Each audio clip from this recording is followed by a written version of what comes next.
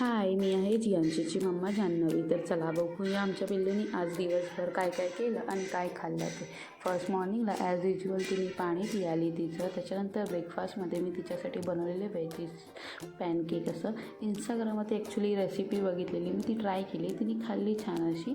त्याच्यानंतर मग ती फ्रेश झाली, तिची आंघोळी वगैरे झाली. त्याच्यानंतर ती थोड्या वेळ आम्ही असं खेळत होतो. खेळल्याच्या नंतर तिच्या लंचचा टाईम झाला. लंचमध्ये तिला मी आज दिलेला मखाना, ओट्स आणि ड्रायफ्रूटची पेस्ट घट्ट अशी ती तिने खाल्ली. थोडीशी जास्त नाही खाल्ली आज. मग त्याच्यानंतर ती झोपली. झोपून उठल्यावर तिला आजकाल सवय लागली आहे पाळण्यात असं उठून बसायचं या उभं राहायचं.